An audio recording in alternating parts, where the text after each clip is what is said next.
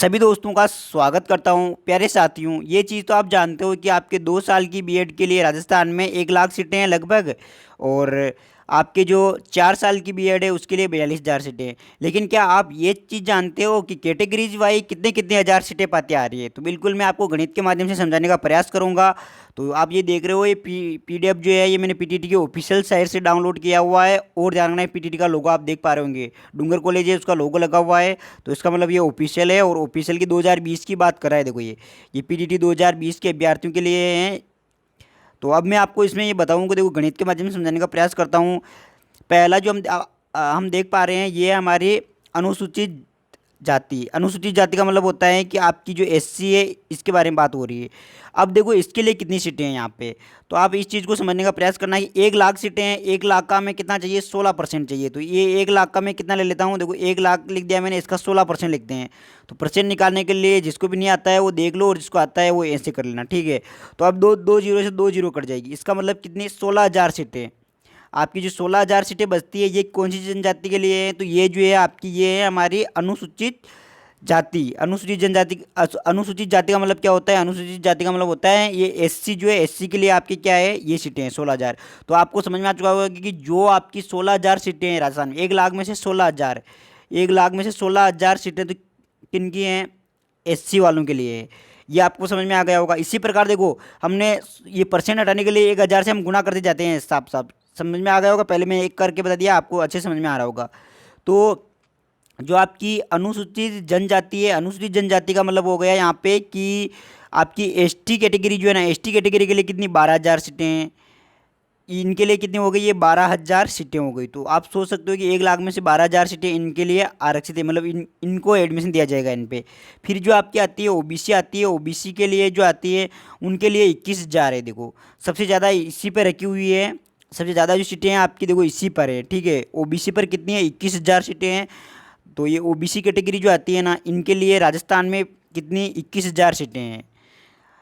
अब आपकी अगली बात कर लेते हैं हम, एमबीसी की बात कर लेते हैं। एमबीसी के लिए जो है ना, गवर्नमेंट वो इनके हिसाब से ऑर्डर करती है, वो उनके हिसाब से रख लेती हैं, ठीक है। अब इनमें ध्यान रखना कितने परसेंट होती हैं, ये गवर्नमेंट के ऊपर है।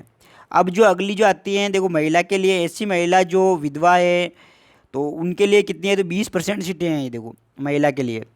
इसलिए तो फीमेल की कट ऑफ हम बोलते हैं, फीमेल कट ऑफ बहुत कम रहती हैं, ठीक है। ये उससे निर्भर नहीं कर रहा है, लेकिन फिर भी ध्यान रखना फीमेल की कट ऑफ क्या रहती है? बहुत कम ही रहती हैं इसमें। मतलब बहुत कम का मतलब कि अगर 15-20 नंबर का अंतर रहता है इनमें। दिव्यांग वर्ग के लिए देखो 5% की, यानी 5,000 सीटें हैं। ध्यान रखना 20,000 सीटें तो महिला के लिए स्पेशल ऐसे ही, इसमें से जो महिला है महिला के लिए 20,000 सीटें तो इसमें स्पेशल ऐसे ही, वो 5,000 सीटें जो दिव्यांग हैं उनके लिए हैं इनमें। फिर अगला आता है, ध्यान रखना, जो देखो क्या, जो सेवा में बोल से बोलते हैं सर मैं सर्विस में हूँ, मैं ये सर्विस करता हूँ, यहाँ पे ये काम करता हूँ, ये करता हूँ। जो सर्विस में है उनके लिए ध्यान रखना, सर्विस भी कौन कौन सी है? थल, जल है, जल थल नभ वाली सेवा। अगर उनमें कोई है तो उसके लिए 5,000 सीटें आरक्षित हैं ये। और कोई आर्थिक आर्थिक कमजोर वर्ग से हैं तो उसके लिए कितनी है? 10,000 सीटें हैं। तो आई होप ये आपको सबको समझ में आ चुका होगा कि किसके लिए कितनी सीटें हैं। आप और वीडियो को रोक रोक के देख सकते हो। और अब एक सबसे बड़ी चीज़ सबको डाउट आ रहा है, सर आपने सब तो बता दिया लेकिन जनरल के लिए तो बताया ही नहीं आपने। तो बिल्कुल मैं जनरल के लिए बताने वाला हूँ। अब ध्यान देना, जनरल कैटेगरी जो है, जनरल कैटेगरी के लिए राजस्थान में कितनी सीटें हैं। तो इसमें हमें दिमाग लगा के निकालना पड़ेगा। देखो दिमाग कैसे लगाना पड़ेगा कि साफ साफ यहाँ पे कह रखा है कि क्या बोल रहा है कि राजस्थान राज्य के बाहर के अभ्यर्थियों को सामान्य श्रेणी में रखा जाएगा। इसका मतलब यह है कि अगर कोई एमपी यूपी से आकर राजस्थान में बीएड करता है तो उसको जनरल कैटेगरी में रखा जाएगा। ये चीज़ आपको समझ में आ चुकी होगी। और इनके लिए जनरल के लिए कितना रख रखा है? तो 5%। ध्यान रखना, देखो ये लिख रखा 5% सीट राजस्थान राज्य के बाहर अभ्यर्थियों के लिए रखी जाएगी। इसका मतलब ध्यान रखना, इनको आप टोटल योग करोगे तो ये जो है इनका टोटल योग करोगे तो टोटल योग कितना हो जाएगा? इनका 89 हो जाएगा। अगर 100 में से 89 को माइनस कर दो तो 11% बचता है। अब 11 में से भी ध्यान रखना, 11 में से भी 5% तो बाहरी राज्य के लिए फिक्स कर दिया। तो अब कितना बचा? 6।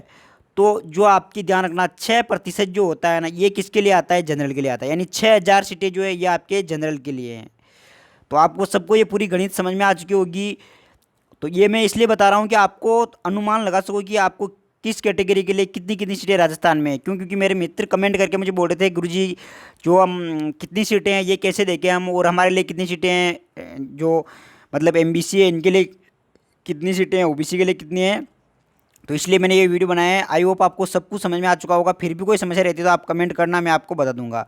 तो यह आपने देख लिया है और इसका स्क्रीनशॉट भी ले सकते हो आप। और कुछ नहीं करना, ये परसेंट है, परसेंट को हटाने के लिए डायरेक्ट 1000 से गुना कर देना, आपको पता चल जाएगा। मैंने आपको बता भी दिया है और आपको समझ में भी आ चुका होगा। तो ठीक है दोस्तों, आज की वीडियो में ये इतना ही है। फिर मिलेंगे नेक्स्ट वीडियो में।